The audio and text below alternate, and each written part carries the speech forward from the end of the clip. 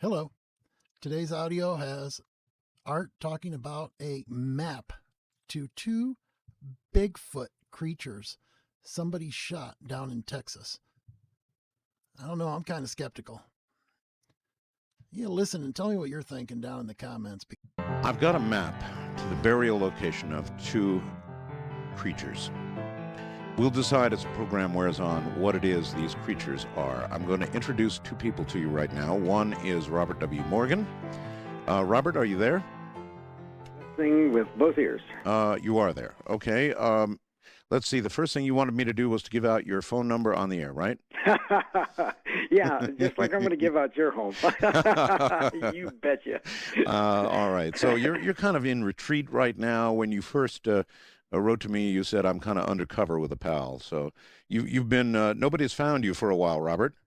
Yes, I'm living somewhere in Montana, and as you know, it's a pretty large state. I know. And I'm here on purpose, and it's carrying on some things. We've had some rather significant successes with those audio cassettes that I had mentioned to you at one time. Right. And so far, 16 people so far, by following that, have had face-to-face meetings. Yes. Encounters. Yes. With Bigfoot. Yes. And so what I'm trying here is, since I found that I needed an area where I wasn't known and where people would not waste their time playing nonsense, and starting from scratch. And at the same time, of course, I love Montana. I've been in and out of Montana for 20-some years, and it's absolutely fabulous. All right. So your quest continues, and Absolutely. You've been researching Bigfoot for how long, Robert? Well, my first sighting was 1957, but I didn't start serious research until about, I think it was 1969. And you have, did you write a book? No, I did an audio cassette. The book is incomplete because I haven't finished it yet for obvious reasons. All right. Well, I may have another chapter for you here. Good. I'm all ready. All right. So you'll be doing a lot of listening, although you're welcome to ask a question as the story unfolds. Thank you. It was, I don't even know how long ago. Bugs, are you there? Yes, I am, Art. Good morning. Good morning, Bugs. Can you, Bugs. Here's my dog. Bugs and a friend. That's your dog, huh? Yep. Bugs, you want to tell us what state you're in? Yeah, I'm in Texas, Art. Texas. All right. How long ago, Bugs, did you tell me originally the story of what you did? Gosh, Art, it's been 3 or 4 years. 3 or 4 years. Yeah, I thought it was quite a while. Time flies. Yep, all right. I'm getting older every day. Aren't we all? All right, Bugs, I've got a real expert here, as you can hear, Robert W. Morgan. Good morning, Robert. Good morning, sir. How are you? Doing fine. You? I'm alive and meaner than cat dirt. Well, I keep telling everybody I'm still breathing, so I guess we're all right. All right, fine. Bugs, if you would, begin at the beginning. And by the way, Bugs, before we even start, why did you send me this map? Because, Art, my days are limited on this earth, and when I'm gone, my wife's going to call you and say, go for it. Really? And you can reveal to the world the map. I have not been back to that place since that day. All right, let's start then with that day. Go ahead and tell it in as much detail as you want, Bugs. Art, me and 2 of my friends, which I'll refer to as Bird Dog and Jim, were coyote bobcat hunters. Back in the middle 70s, those varmints was worth a lot of money. How much could you get for one? Well, no bobcat would bring anywhere from $300 to $700, that pelt. Yeah, that's not bad. And coyotes is bringing like $40, $50 a piece. And then we'd go out, and to be honest with you, it was a little more than a hobby. We were real serious about it. Right. And we hunted many, many nights all over this country. Were you making your living that way then? Yes, I was. I was farming at that time. I'd gotten out of the Marines and came back home, and I was farming. And in that part of the year, there's cotton country up here, so we didn't have much to do in January and February except kind of sit around. Mm-hmm. Okay. And we hunted a lot in that period of time because you had to wait until the freeze come for those pelts to cure. For some reason, and I don't know, maybe somebody can explain it to me, but an animal like a coon or a coyote or whatever, if you kill them before it comes a hard freeze, when you skin them, their pelts are blue on the inside after they dry out. If you kill them after a hard freeze, they're white. Huh. And I have no earthly idea why that is. Does that sound right to you, Robert? Yeah, I've seen that multicoloring, but I had no idea the reason. I didn't make that correlation. That's interesting. Okay. But, so anyway, it was like in December, January, and February that we hunted a tremendous amount. And then in late February, to get into what they call a rutting season, and the animals would get mange and whatever, and they wasn't worth hunting. So about 2 months, you had prime time hunting.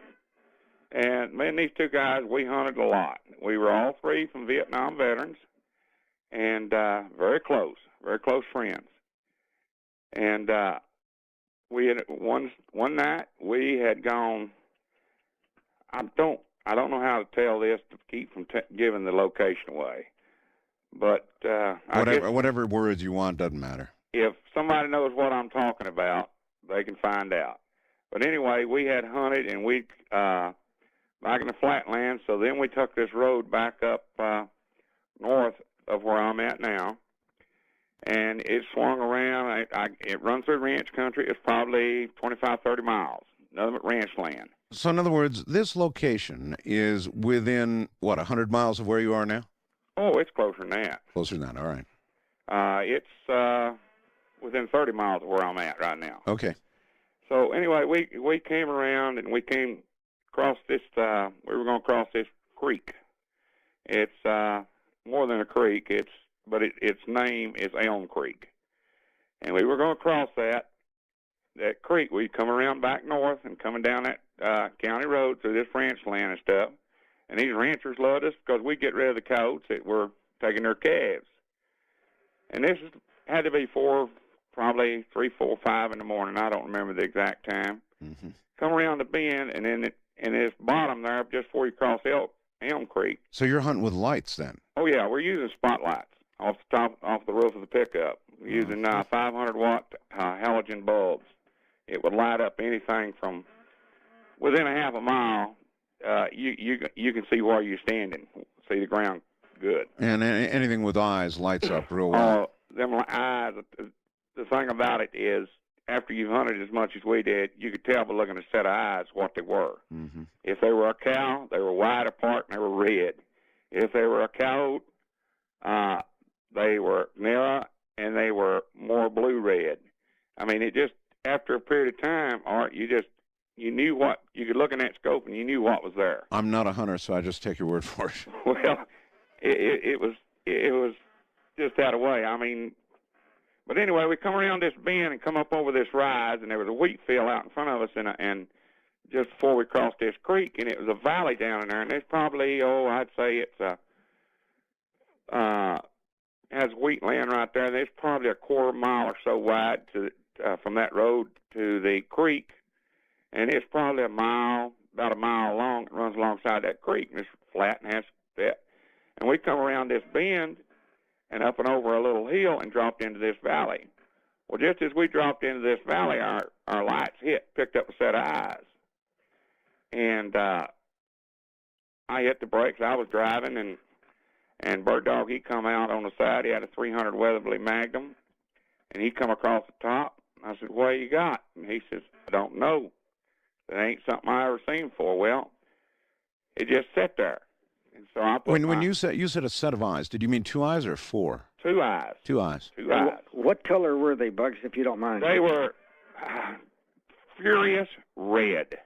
The reddest eyes I've ever seen in my life. Really? Under those lights.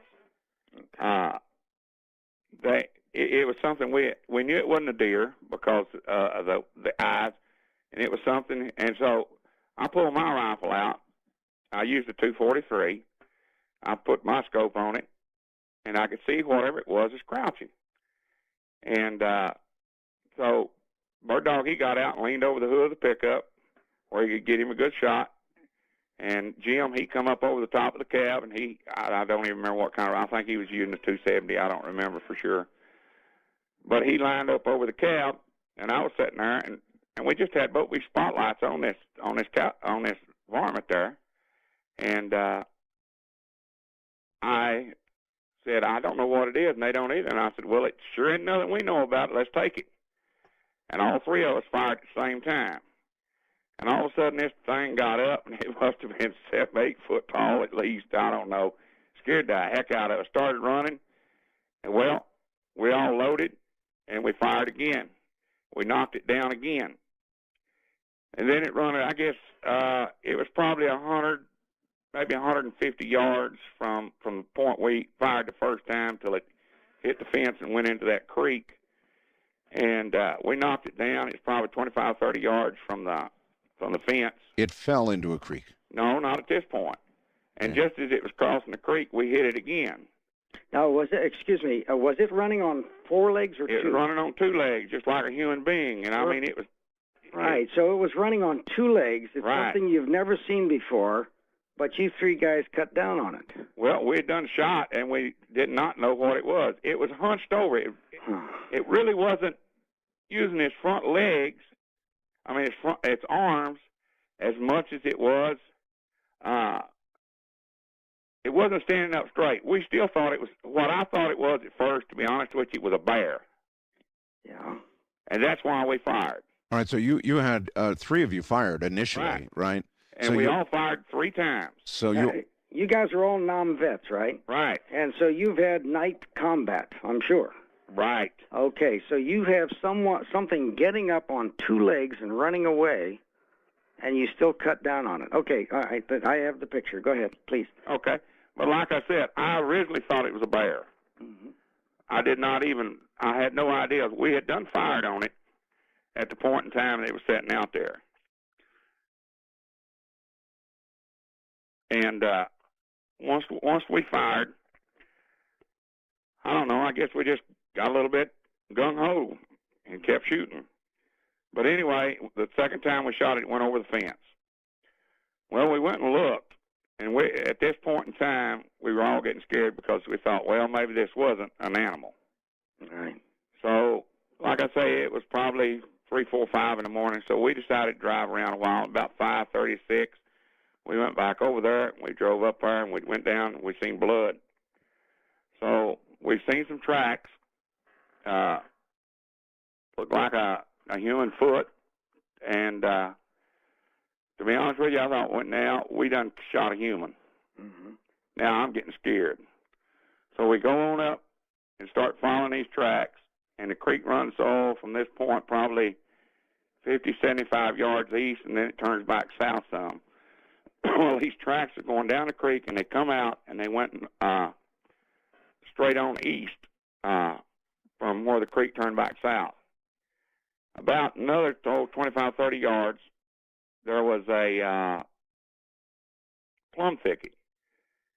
And we were walking there, and we heard something in that plum thicket. I mean, it was a growl-type sound. And we kind of looked at each other, and so we decided, well, who goes in and see what it was? a growl. Yeah, and again, at this point, we thought, well, it's a bear. We done found a bear up here. So I got elected. I had a .44 Magnum pistol. I climbed into the plum thickets, and I got in, probably 20 feet at the most. And Art, this thing come up at me. I mean, it couldn't have been over, I'd say, 6 or 7 feet from me. I didn't even see it until it was there. And it raised up and let out a sound that is very similar to the one you have on your tape. And when it did... You're talking about, as he grabs for it, this one, I presume.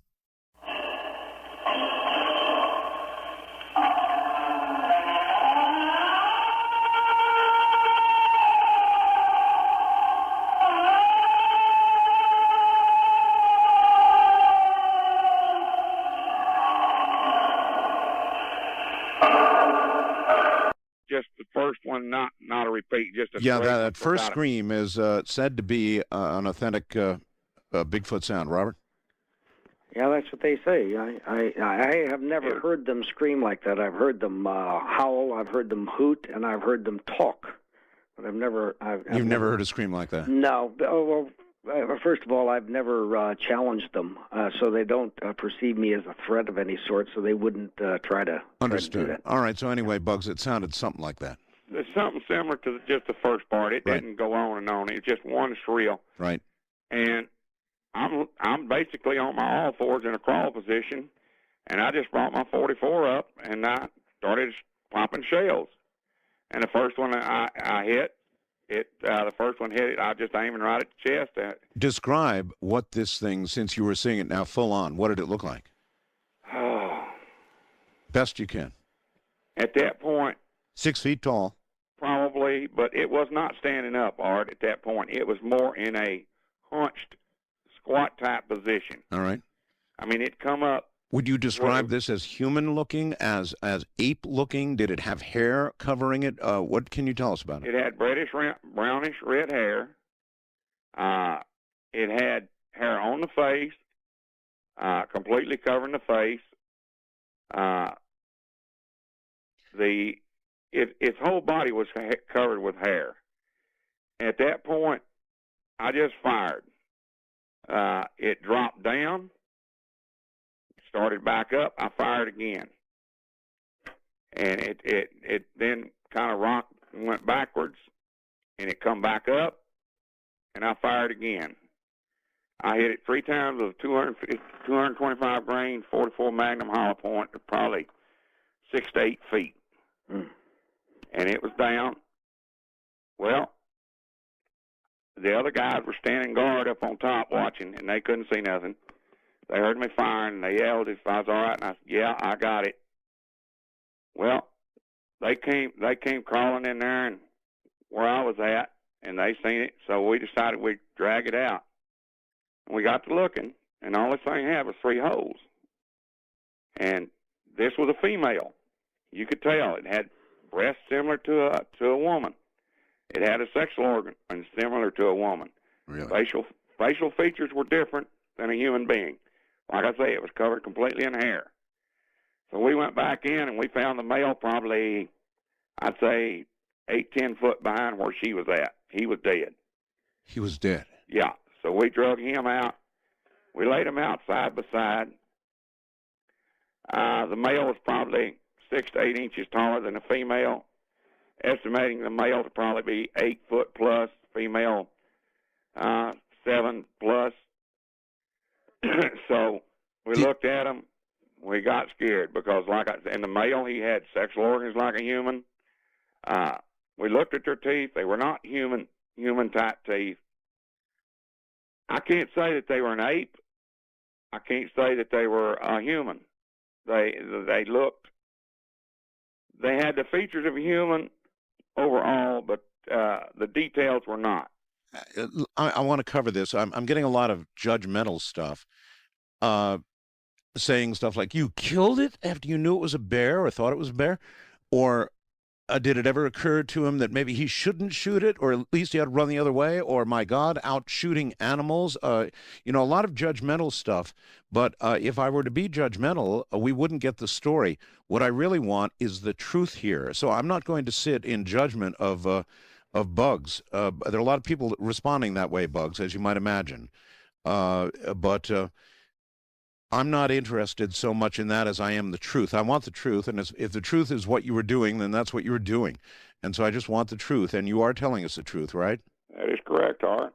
I wouldn't have sent you map otherwise. Tell me what you think. Do you think he's telling the truth? No, I believe you. I believed you the first time, and I believe you now. There are a lot of people who don't like it, but this is a very important story in view of the probable physical evidence that still exists. Well, you got to remember something. At that point in time, we were making our living basically hunting. Art, there was many a night that I went out and I made $1,000 in a night. Really? I mean, there was one night, my biggest night ever. We killed 3 bobcats, 7 coyotes, and 18 coons, and we had $2,400 the next day. I've got you. So again, I'm not judging you here. Somebody else would like to know. They've got a 5-year-old listening, and they want to know really what these creatures look like. Now, you said not exactly human, not exactly total animal, like something in between. Is there any way you can describe the facial features of these creatures? It should be imprinted on your memory. Yeah, Art. No, because I've never seen nothing on this earth that looks like them. Their heads, they have a nose similar to a human. Okay. Their mouths appear to be more ape. Their eyes are sunken back in their head more than human. Okay. I mean, I think if you take a human and cross it with a ape, you could probably come up with a reasonable facsimile of it. You know what I might suggest, Art, if you don't mind? Sure. Bugs, after we go off the air, if you would give Art your mailing address, which Art has my mailing address, I have it. He has my phone numbers, he has everything. Okay, what I'd like to do is... Robert, let me just interrupt. I've promised him anonymity, and we'll explain why here shortly. Oh, no. What I meant by what I mean is, what I'd do is send a copy to you, Art, and have you forward it to Bugs. The idea is this. On the cover of that is one of the best artist renderings I've ever seen, because I sat with the artist myself. On the cover of what? On the cover of the cassette that I have. Of a cassette? Oh, of your cassette, all right. Right, and that way, what I'd like to do is get a reaction from Bugs, and he can tell that to you. That's number one. Number two, can I ask you something, Bugs? What Sure. kind of soil were these two buried in? Was it sandy? Was it dirt?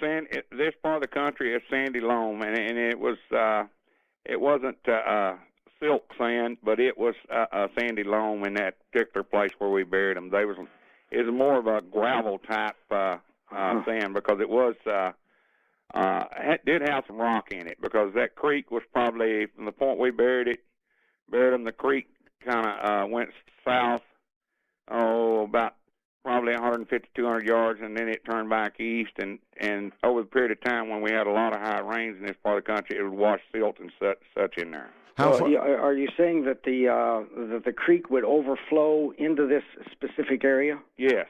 Oh boy, because that'll cause a different type of decomposition. Did you take a GPS reading? A what? Probably not, Robert. I would say not. A GPS. Oh, no, I don't have one of them animals. Yeah. Okay, if we supplied one, would you take the readings and send those to Art? Well, he's given me an extremely specific map. Oh, okay. Very, very specific. I mean, that map is detailed down yeah. to the foot. You would know where to dig. To listen. be honest with you, this happened 30-plus years ago, and I have not been out there since. Bugs, when you had these things lying on the ground, what did you guys talk about, and why did you decide to bury them? We thought they could be human, Art, and we didn't want to go to jail. But what you just described is what? Yeah, I understand. In other words, there were enough Whenever you're human. sitting there and you're looking at the sexual organs of two animals that's got identical to human beings, what do you think? Robert, with what you know about Bigfoot, do they have sexual organs? The reports you get, do they have sexual organs similar to humans? Oh yes. They do. So far, everything that Bugs has mentioned is something that I've observed myself. So yes. Oh. He's right on the nose. Thank you, so Robert. I appreciate that fact. Have you ever seen, Bugs, any of the Bigfoot photos, like the Patterson film? Any of those that exist? Not, Art. You haven't? No. Would somebody please send me a good Bigfoot photograph right away? I'm on the computer. I can't look at it. You can? All right. Well, no, send it to my webmaster, webmaster@artbell.com. If somebody would send a good Bigfoot photograph to webmaster@artbell.com right now. Well, it's too bad our website isn't up, because we have all of them on there. Oh, you do? Yes, and unfortunately it's under reconstruction right at the moment. Okay, well, somebody will send us a photograph. Depend on that. In the next 15 minutes or so, we'll try and get it up for the next hour. I will give a little more detail as to the location of this to tease the people out there. All right. The biggest river in the state of Texas that I guess you might say is the Red River. This Elm Creek is a branch off of the Red River of the state of Texas. Okay. That's the only sound. Actually, you heard that scream sound, but other than that, you heard a growling. What you would describe as Art, I don't know whether it was a growling or a rustling or something, but something got our attention in those bushes. Now, when they moved, you said they moved on 2 feet, or seemed to walk on 2 feet, hunched over or straight up? It was hunched over. To be honest with you, when it was running, it looked like a bear. When it was running away from us, it looked like a bear, and I'm thinking dollar signs. That's why I fired. He was probably pretty badly injured by your first fusillade. And what he was doing, I think, is, number one, escaping. Number two, he was going to the protection, hopefully, of his mate. And the mate may have picked him up and carried him to where you caught him. I don't know that happened. It's possible because there was grass where he came out of that creek and headed east there. Mm-hmm. Maurice in Modesto, California asks, if you were hunting for money, why didn't you all decide to bring these creatures back for a hell of a profit? They'd be worth a fortune. Yeah, and maybe go to jail for the rest of your life, too. Yeah.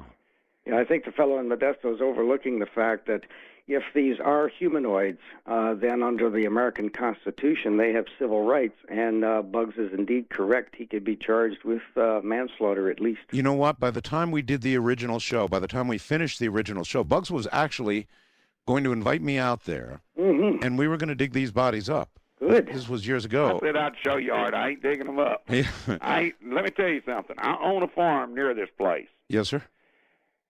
And, Art, I won't go out there at night because about, a year or so ago, I was out there late one evening with my dogs. They love to go out and swim in the creek. And I heard that sound, and, Art, I know they still want out there. And to be honest with you, I think they're looking for me. Well, I'll tell you what, Bugs, we could do something. This is just a proposition here. If you would show Art where it is, and if I could be somehow involved, I would take the heat for you. I think I could get you off the hook on that. I'm not sure you could take the heat. In fact, Larry in Anchorage asks, is it even feasible to believe these bodies are still there? It's pretty rough in that kind of sandy loam, because if you have a lot of water running through there, they're going to decompose rather rapidly, and this would also the escaping gases would call in coyotes, and those skeletons. Oh no, we buried them probably. They had to be at least 4 or 5 foot deep, Robert. Oh really? Oh, no, hey, and let me tell you something. Like our training, we were all Vietnam vets. We know how to cover our tracks. To be honest with you, when we walked away from there, you couldn't tell there was a hole dug there. Is that right? It's too bad you didn't have a couple of body bags, huh? That would have helped. Because the idea is, since Art, you know my feeling about hunting and using guns on Bigfoot. However, if the deed is done, there's nothing we can do, but we wouldn't want them to die in vain. And if they can prove, Bugs, listen to me, please. If we can prove that they exist by virtue of 2 skeletons, then in effect you are protecting the rest of them, because I'm very confident they're going to come out as humanoid. So an act on your part at this point in time would indeed help protect the rest of them. Bugs, what about your 2 friends? What has their attitude been since? You know something? We haven't talked in probably, I guess, 10 or 15 years. They both moved away from here. I think they both had kind of the same feeling I did. It was time to pack up and go. That you might have killed something, a human or something human. I mean, it wasn't that it bothered us that we killed humans, because we had done that before. You know, I mean, to take out a person, that was no big deal to us. But that was in war, and they were armed. Right. That's right. A totally different thing. Totally different situation what we were in there today at that time. Yeah, you were doing your duty, pal. I know, I understand that, but then, you know, when we got into this situation, I would have not have shot the female once I saw her, except I feared for my own life. Sure. Oh, you had right to there. Bugs, she would have attacked you. Bugs, what about smell? Did you smell anything? Did these creatures smell?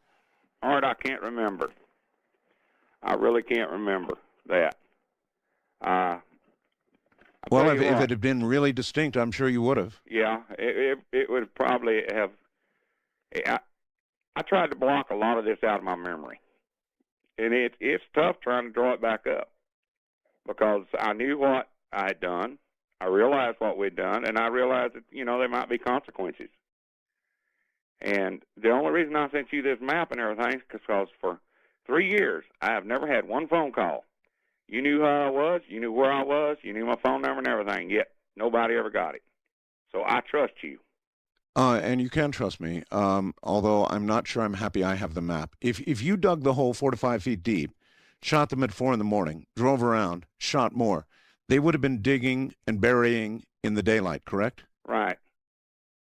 This was the sun come up probably, I'd say, around 6 o'clock, 6:30. It was daylight. The sun wasn't up, but it was daylight enough for us to see. And when we found them, we're probably talking about the sun was just ready to peek over the top of the hill. We're talking probably 6:30, 6:45, maybe 7 o'clock. And after we found them and drug them out and everything, we're talking probably 8 o'clock. And it don't take very long to dig when you're scared. And probably within an hour, we had dug the hole and put them back in it, and we'd left. Did you bury them in one hole or separate holes? One. One hole. On top of each other. Yeah, that would make sense. After this was over and they were buried, did the three of you talk? Yeah. And what'd you We talk? swore ourselves to secrecy, Art. You swore each other to secrecy. Yeah. Never reveal it to anybody. Except for years later, many years later, you went on the radio with me and you told this story. Well, and now you're telling it again. When you get to be old, I guess you start thinking about some things you did in your life that you might need to make some corrections about. That you weren't that happy about, huh? No. That was one of the few things that I did in my life that I'm still scared about today, Art. You feel guilty about it? Oh, yeah. Tremendous amount of guilt. Because I don't know, I might have took an innocent human being's life. Maybe for a hunter it's not the same way, Bugs, but when you look into a human's eye, you can see an intelligence. I mean, you're dealing with an intelligent creature. And I don't know if you had enough eye contact before, or it all happened too fast in all probability, but I wonder if you had a chance to look into their eyes and whether you discerned anything from that, whether you were dealing with an intelligence or something that was about to kill you. No, Art, to be honest with you, it was just a quick knee-jerk reaction, and it was fire because I knew that I was in danger, and I knew she was fixing to come after me. And I knew it was a matter of a millisecond. I either had to fire or I was gone, and I didn't hesitate. Yeah, obviously, with the other one dead, I would think that that creature would have killed you pretty quick, if it could have. Yes, it would. Oh, Art, it could have. Believe you me, as big as this thing was. Art, I'm 6'1". There's a lot of people, Bugs. There's a lot of people that think that Bigfoot is some sort of paranormal creature, but it sounds to me like the creatures were real dead. Like animals and mammals and humans who get shot are dead. Yep. Nothing paranormal about that. No, this was an animal. They never disappeared on you. Nope. Or nothing ever strained. Nope. What about blood? Red blood, just like ours. A lot of it? Quite a bit. Especially hers. I mean, his.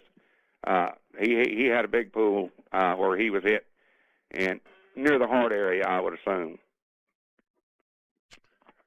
I imagine the pool of blood, I'm trying to remember now, but I would say it was probably where he was laying, and he bled probably 1.5 foot circle diameter. So everybody swore everybody else to secrecy forever on this matter.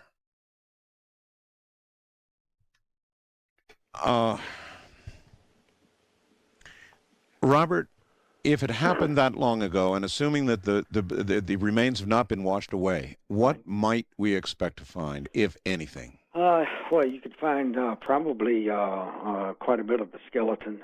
You could, most importantly for us, I think it would be finding the teeth, because within the teeth no matter even after many years, you can find viable DNA.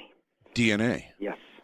All right, well, I've heard that they found hair recently, and they do a DNA test on it, and it comes back as hominoid of some sort, unidentifiable. So what do we get from that? In other words, if you have a hair sample and they say, well, yes, it was some sort of mammal or hominoid in some way, but it's not identifiable, and that's the end of the story. Right. That happened to us. We had that in 1974, and we had that also in 1972. Hair tells you quite a bit about the DNA, but it still will not convince science.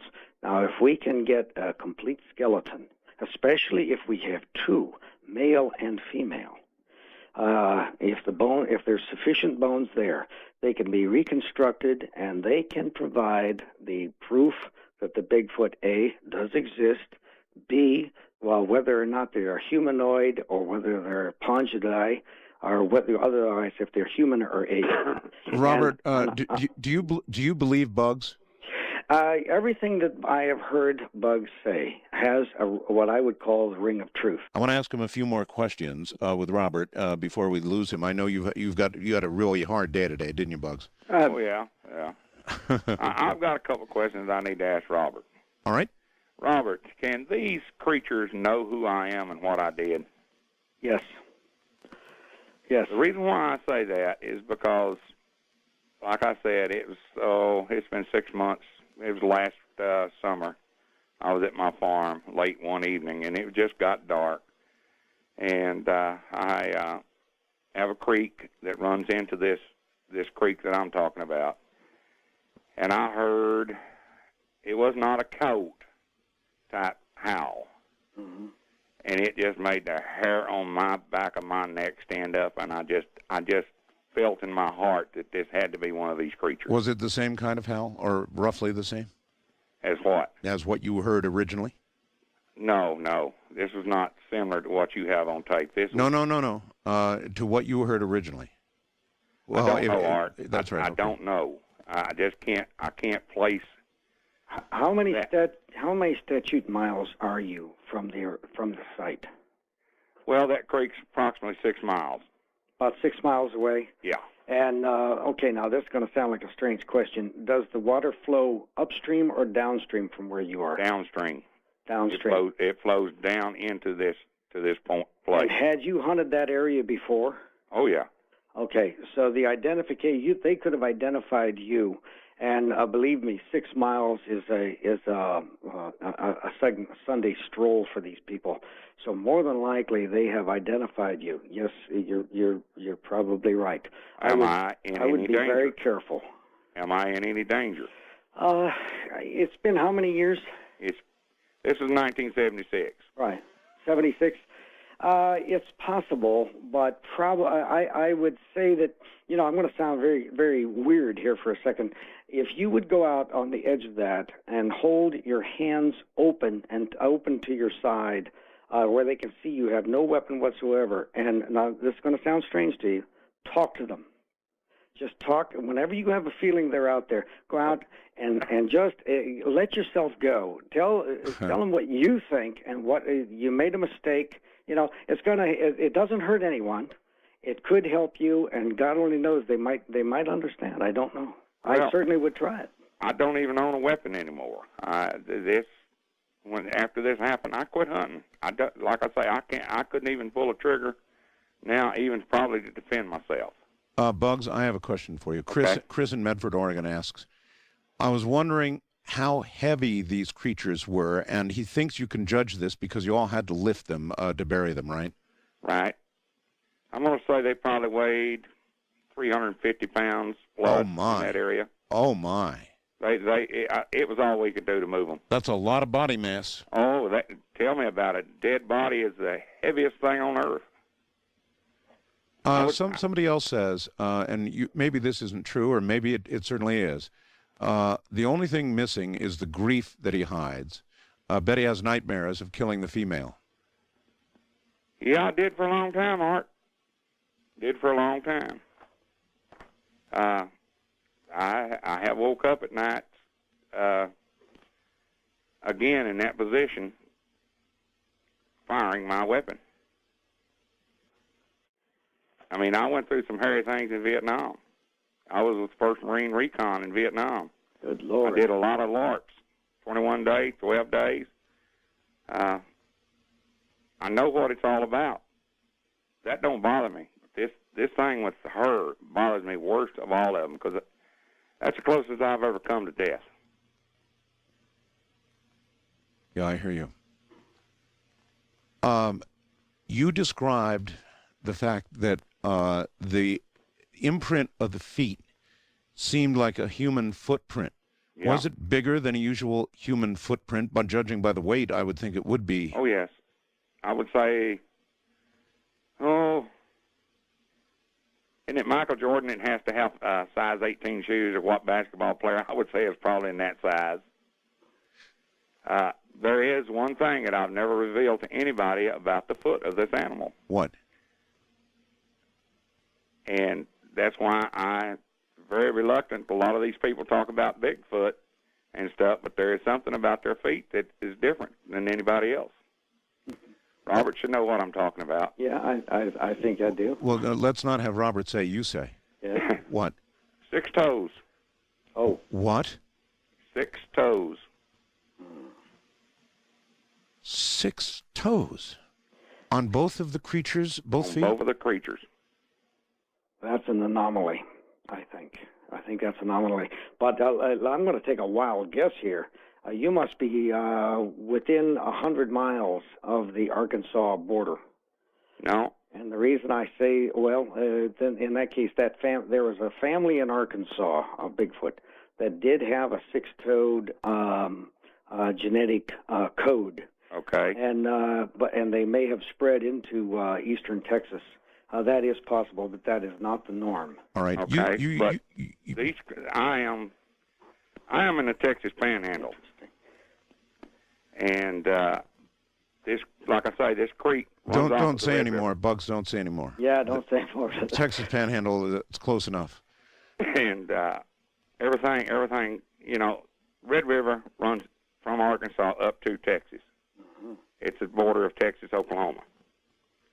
So I'm assuming that these animals come from that direction. Where they were going, I have no idea. Bugs, you said that in the light, the eyes were red. What about spotlights? Yes. Yeah. What about when they were dead? Did you get to see black?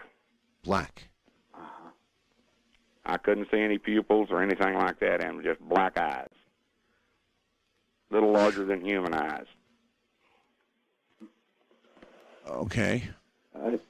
Bugs, I'm very sorry. I'm not a hunter myself. I used to hunt years and years ago, but I came through the same transition that you did. I don't want to see anything die anymore. I have no time for it. But at the same time, I must say, honestly, I'm so pleased that you contacted Art Bell. Bugs, if you said you had a computer there. Yes. Go right now to your. Is it really? I have your website up. Oh, you do. Yeah. Under What's New, you'll see the first item now. Instead of cloud vortex, is Bigfoot images. Click on that. No, all I've got. Let me refresh. Refresh, and then go to What's New, and you'll see Bigfoot images. Okay. You see them? They're coming up. Okay. There's 4 of them there right now. My listener is doing me a favor and getting these images up quickly. Some are drawings. I think everybody else hit the website at the same time as me. 2 of them are, looks like at least 1 is a photograph. 2 may be photographs, and 2 are drawings. This first one coming up, the hair is the wrong color. Okay. But what about the general... was it closer to a human than that? Oh, yeah, this looks like an ape here. Yeah. This first picture, of course, like I say, it's loading up slow. All I see now is the eyes. But the eyes were sunken in, but the above the eyes, I guess you'd call it eyebrow area, it was flatter than that. Okay. The nose was totally different. The nose was more human. Okay. The mouth is very, very similar. Okay. What about you, Robert? Do you have internet access where you are? No, I'm on the line that I usually use. But what I'm going to do is I'm going to send a copy of the drawing down to you, Art, and you can forward it to Bud. I can do that. Just give it a few minutes, Bugs, and the rest of these will load. Okay, your third picture, Lark, looks just about like it. Oh, really? The third one down? Yeah. All right. Very, very close. This appears to be an actual photograph. To be honest with you, it's a photograph, and it may be a photograph taken from the Patterson film. I'm not sure. The third one doesn't look like that. Second one, I mean, it's almost a dead ringer. Oh, you're saying the third one. The fourth picture does not look like it, but the third picture is almost a dead ringer. Number 3 is an oval. Yeah. And you say that's almost a dead ringer for it? Yeah, almost identical. Boy, I wish you had internet access, Robert. Yeah, unfortunately, I'm talking on the line. I'll tell you what, Robert. Mm-hmm. Why don't I do this? Why don't I, if I were to drop you off the line for a few minutes? Okay. Could you get to my internet site? I can certainly try. Okay. Remember now, you'll be able to get on, no problem. www.artbell.com. Right. It'll be under What's New, which is the first item on the left when you load the website. It'll say, you see here, it will say Bigfoot images, and because we've got a hit here, because he says it's like number 3. Okay. Number 3. If you would go down and take a look at number 3, I will call you back in about 8 minutes. Okay, I'll get on it right now. All right. Let me see if I can do this properly. Okay, let's see. And I think that I've done it. Let me see if I can bring back Bugs. Bugs, are you there? Yeah, I'm here. Okay, good. All right, Bugs. So number 3 is pretty close, huh? That's very, very close, Art. The only thing about number 3 that I can see the difference between it and what my recollection is the eyebrow area was a little less protruding. Otherwise, the head? The head, the mouth? The mouth is identical. The nose is identical. Wow. And what picture is this? An actual picture? I believe, and I'm not certain, but I believe, and now Robert will be able to tell us. He's the expert on this, but I think this might be from the Patterson film. I'm not sure. Okay. All right. This was sent in just by a listener, but it doesn't matter. Obviously, I would say it's a real photograph that we're looking at, and judging from this, now was there any other than the sex organs? Was there any discernible difference between the male and the female? That was it, Art. The male was a little taller, like I say, probably 6-8 inches taller, and probably weighed, I'd say 30 pounds more, maybe 40-something in that neighborhood. Mm-hmm. They were both extremely muscular. They didn't appear to have any what I would call human-type fat on them. In their abdomen area, the mid-age bulge, or whatever you want to call it, they appeared to be just very, very muscular type people. I wanted to say people, but animals. I still kind of feel like they're people, Art. Really? Yep.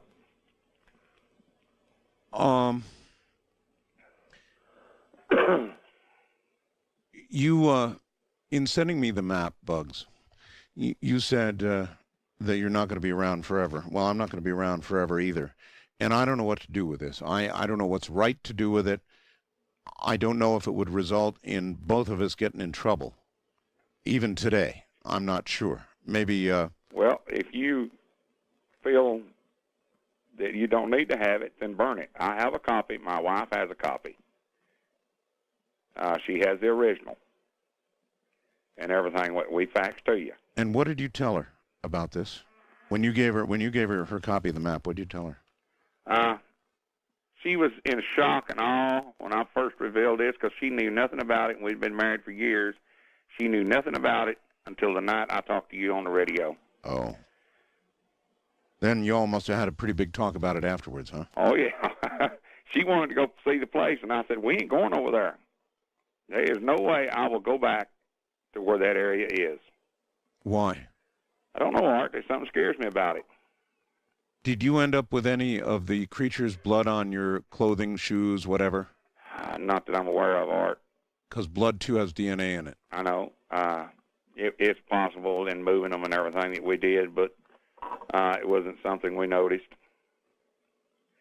And my wife wouldn't have said anything because, you know, we handled coyotes and bobcats and stuff like that. We got blood on. Okay, Mike. On them out. Yeah, I hear you. Mike in San Angelo, Texas, down there in Texas with you asks, the hands, the feet, would you describe them as leathery? Were the nails thick? Were the ears big? Was anything weird about the teeth? Did you think you were looking at a meat eater or a vegetarian? Any guesses? I would say just offhand, probably a vegetarian. But then again, Art, I don't know. You know, sure. We're talking about a total time of me looking at these animals and burying them. About how total long? Time, an hour and a half, 2 hours. As you guys tried to figure out what to do, huh? Oh, yeah. Well, we knew what to do. We went and got the shovels and started digging. Yeah. What about the hands and feet? He's asking, were they leathery feeling? Can you remember any texture? Can you remember anything about it? All right, I can't remember other than their hands. I don't know how to describe them. It would be like somebody that had a pair of cowhide gloves on with hair around them, and in their palm area, just skin type showing. Kind of, I guess you would say a leathery type hands.